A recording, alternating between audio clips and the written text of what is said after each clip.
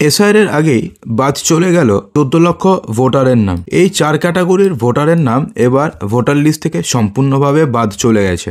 অর্থাৎ এসআইআর খসড়া তালিকা এখনও পর্যন্ত প্রকাশই পায়নি। তার আগেই এই 4 ক্যাটাগরির ভোটারের নাম লিস্ট থেকে বাদ চলে গেছে। এআই সিস্টেম ব্যবহার করবে এবার কমিশন। কাদের কাদের ডাকবে হিয়ারিংয়ে, এই ব্যাপারেও বিস্তারিত তথ্য জানিয়ে দিয়েছে নির্বাচন কমিশন। তো সেক্ষেত্রে প্রতিটি ব্যাপার সম্বন্ধে বিস্তারিত জানার জন্য ভিডিওটিকে শেষ অবধি দেখতে থাকুন। প্রথম থেকেই পশ্চিমবঙ্গ এসআইআর নিয়ে করা নির্বাচন কমিশন, এবং নির্বাচন কমিশন পশ্চিমবঙ্গে এসআইআর নিয়ে যে সতর্ক সেটা কিন্তু আর বলার অপেক্ষা রাখে না। তার কারণ বিহারে যতটা ইজিলি এসআইআর করতে পেরেছে নির্বাচন কমিশন, পশ্চিমবঙ্গের ক্ষেত্রে যে ততটা ইজিলি হবে না, বরঞ্চ মুশকিলই হবে, তেমনটা কিন্তু নির্বাচন কমিশন আগের থেকে খুব সম্ভবত টের পেয়ে গেছিল। তাই পশ্চিমবঙ্গে এসআইআর প্রক্রিয়া এনুমারেশন ফর্ম ফিল আপ থেকে শুরু করে খসড়া ভোটার তালিকা, ড্রাফট ভোটার লিস্ট প্রকাশ, সব বিষয়ে বিভিন্ন সময়ে বিভিন্ন নতুন নিয়ম এবং আপডেট জানিয়ে আসছে কমিশন। কারণ কমিশনও ভালো করে জানে যে পশ্চিমবঙ্গের ক্ষেত্রে এসআইআর করাটা পুরো দেশ জুড়ে এসআইআর করতে যতটা সমস্যা হবে, তার থেকে যে দ্বিগুণ বেশি সমস্যা পশ্চিমবঙ্গে ফেস করতে হবে, সেটা কিন্তু নির্বাচন কমিশন আগে থেকেই হয়তো আন্দাজ করে নিয়েছিল। দেখুন, এবার কেন্দ্রীয় নির্বাচন কমিশন চায় যে তাদের সরাসরি নজরদারির মধ্যেই শেষ হোক বাংলার এসআইআর প্রক্রিয়া। আর সেই জন্য এবার নির্বাচন কমিশন নিয়ে নিয়েছে একটা বড়সড় সিদ্ধান্ত। নির্বাচন কমিশনের 3 জন উচ্চপদস্থ কর্তা এবার কলকাতায় রাজ্যের মুখ্য নির্বাচনী আধিকারিকের দফতরে ট্রান্সফার হয়ে গেলেন।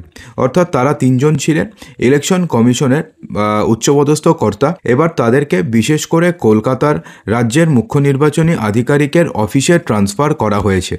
অর্থাৎ বিহারের ক্ষেত্রে যেটা হয়নি, পশ্চিমবঙ্গ সহ যে 11টি রাজ্যে বর্তমানে এসআইআর হচ্ছে, অন্য কোনো রাজ্যে হয়নি, কিন্তু পশ্চিমবঙ্গের ক্ষেত্রে কিন্তু এটা এবার করে দিয়েছে নির্বাচন কমিশন। আপাতত তারা কলকাতার দফতরেই থাকবেন। এসআইআর যতদিন চলবে ততদিন এখান থেকেই তারা কাজ করবেন। কমিশনের এই 3 উচ্চপদস্থ কর্তা হলেন বিসি পাত্র, সৌম্যজিৎ ঘোষ এবং ডিভোর আগরওয়াল। উল্লেখ্য যে কমিশন গতকালই স্পষ্ট করে দিয়েছে যে এনুমারেশন ফর্ম ফিল আপ করে জমা দেওয়ার শেষ তারিখের কোনো বদল ঘটেনি। অর্থাৎ এনুমারেশন ফর্ম ফিল আপ করে জমা দেওয়ার শেষ তারিখ হচ্ছে 4ই ডিসেম্বর, এবং 4ই ডিসেম্বরের মধ্যে ফর্মের ডিজিটাইজেশনও করতে হবে বিএলওদের। এরপরে আগামী 9 ডিসেম্বর প্রকাশিত হয়ে যাবে খসড়া ভোটার তালিকা। অর্থাৎ এক্ষেত্রে যে মনে করা হচ্ছিল যে খুব সম্ভবত হয়তো পশ্চিমবঙ্গের ক্ষেত্রে এসআইআর ডেট বৃদ্ধি পেতে পারে, তো তেমনটা কিন্তু হচ্ছে না। নির্বাচন কমিশন এবার স্পষ্ট করে জানিয়ে দিয়েছে যে 4 ডিসেম্বরের মধ্যেই এনুমারেশন ফর্ম ফিল আপ করে জমা দিতেই হবে। দেখুন, এখন রাজ্যে আনকালেক্টেবল ফর্মের সংখ্যা নিয়ে তোলপাড় পড়ে গিয়েছে। দেখুন, আনকালেক্টেবল মানে হচ্ছে ধরুন যার নামে এসআইআর ফর্ম, দেখুন এসআইআর ফর্ম কাদের নামে তৈরি হয়েছে, যাদের নাম 2025-এর লিস্টে রয়েছে, প্রত্যেকটি লোকের নামে এসআইআর ফর্ম ছাপানো হয়েছে। তো সেক্ষেত্রে মৃত ভোটার রয়েছে, শিফটেড ভোটার রয়েছে, কিছু ফেক ভোটার রয়েছে, সবার নামে হয়েছে। তো দেখা গেছে যে বেশ কয়েকটি এনুমারেশন ফর্ম যেগুলো কালেক্টেড, অর্থাৎ কেউ নেয়নি, অর্থাৎ বিএলওদের কাছে রিটার্ন চলে গেছে। অর্থাৎ বিএলও সেক্ষেত্রে গিয়ে হয় লোকদের পায়নি, অথবা গিয়ে দেখেছে যে সেই লোকটি মৃত, অর্থাৎ সেই ফর্মগুলোকে কালেক্টই করতে পারেনি, আনকালেক্টেবল। কমিশন সূত্রে খবর যে রাজ্যে এখনও পর্যন্ত আনকালেক্টেবল ফর্ম অর্থাৎ অসংগৃহীত ফর্মের সংখ্যা 20 লাখ হয়ে গিয়েছে। অর্থাৎ 20 লক্ষ ফর্ম আনকালেক্টেড অবস্থায় রয়েছে। এই সংখ্যা আরও বাড়তে পারে এসআইআর প্রক্রিয়ার শেষের দিকে। অর্থাৎ অসংগৃহীত যে ফর্মের সংখ্যা 20 লক্ষ বর্তমানে হয়ে গিয়েছে। এই ফর্মগুলোর মাধ্যমে ভোটারদের তথ্য যাচাই করা সম্ভব হয়নি। অর্থাৎ এই যে ফর্মগুলো রয়েছে সেগুলো একে তো বিলিও করতে পারেনি, এবং কিছু ফর্ম বিলি হওয়ার পরে বিএলওদের কাছে জমা পড়েনি। এর পাশাপাশি রয়েছে ডবল এন্ট্রি। অর্থাৎ ডবল এন্ট্রি মানে কেউ রয়েছে যে 2 জায়গাতে ফর্ম ফিল আপ করে দিয়েছে। অর্থাৎ ধরুন দুটো কনস্টিটিউয়েন্ট অ্যাসেম্বলিতে নাম রয়েছে তার 2025-এর লিস্টে, তো দুটোতেই তারা ফর্ম নিয়েছে এবং দুটোতেই তারা ফিল আপ করে জমা দিয়ে দিয়েছে। কিন্তু এটা কিন্তু এক প্রকারের আইনত দণ্ডনীয় অপরাধ। কিন্তু অনেকে রয়েছে যারা দুটো কনস্টিটিউয়েন্ট অ্যাসেম্বলিতেই ফর্ম জমা করেছে এবং ফর্ম নিয়েওছে। শুধুমাত্র কলকাতাতে 1 লাখ ডবল এন্ট্রি পাওয়া গেছে। দেখুন, শুধুমাত্র কলকাতাতেই 1 লক্ষ লোক রয়েছেন যারা দুবার করে এন্ট্রি করেছেন। অর্থাৎ ধরুন কলকাতার একটা কনস্টিটিউয়েন্সিতে তিনি ভোটার, তিনি আবার ধরুন কলকাতার অন্য কনস্টিটিউয়েন্সিতেও ভোটার, দু জায়গাতেই ভোটার। তো দুটোর থেকেই তারা এনুমারেশন ফর্ম তুলেছেন এবং দু জায়গাতে তারা এনুমারেশন ফর্ম জমাও করেছেন। দেখুন, এখন ভোটার তালিকা থেকে বাদ দেওয়ার বিষয়ে 4টি জিনিস বর্তমানে যাচাই করা হচ্ছে। অর্থাৎ এই 4 ক্যাটাগরির ভোটার কার্ড কিন্তু পুরোপুরিভাবে বাতিল হয়ে গেল। যদি আমরা আজকে ডেটা ধরি তা প্রায় 20 লক্ষ। 1 নম্বর হচ্ছে ডেথ, অর্থাৎ মৃত ভোটার, যে ভোটাররা মারা গিয়েছেন তারা আছে এই লিস্টে। এবং আরেকটা হচ্ছে মৃত ভোটার যারা রয়েছে তাদেরটা তো ফর্ম বাদ চলে যাবে, অর্থাৎ এই সমস্ত ভোটারদের নাম খসড়া তালিকাতে থাকবে না। আনট্রেসেবল, অর্থাৎ অশনাক্ত, ঠিকানায় গিয়েও যাদের খুঁজে পাওয়া যায়নি, অর্থাৎ এক একটা ঠিকানাতে 3বার করে গিয়েছে বিএলও।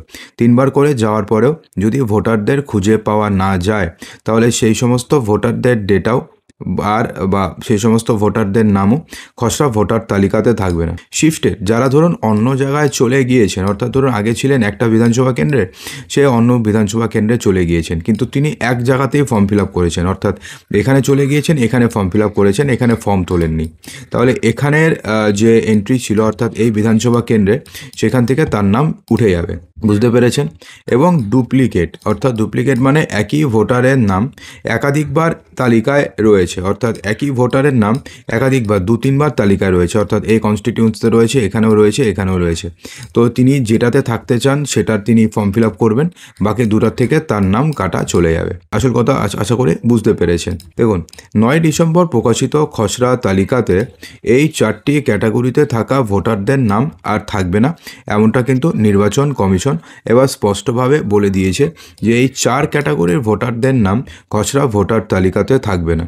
প্রসঙ্গত, এবার প্রথমবার ভুয়ো এবং মৃত ভোটার শনাক্ত করতে এআই সিস্টেম ব্যবহার করছে কমিশন, এবং এটা কিন্তু পশ্চিমবঙ্গের ক্ষেত্রেই প্রথম শুরু হলো।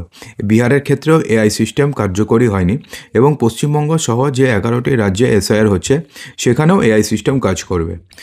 ভারতে প্রথমবার এমনটা হচ্ছে। বাংলার এসআইআরের ক্ষেত্রে এবার এআই অর্থাৎ আর্টিফিশিয়াল ইন্টেলিজেন্সি ব্যবহার করে পশ্চিমবঙ্গে ভুয়ো ও মৃত voter, fake or diseased voter শনাক্ত করেছে বা শনাক্ত করছে নির্বাচন কমিশন।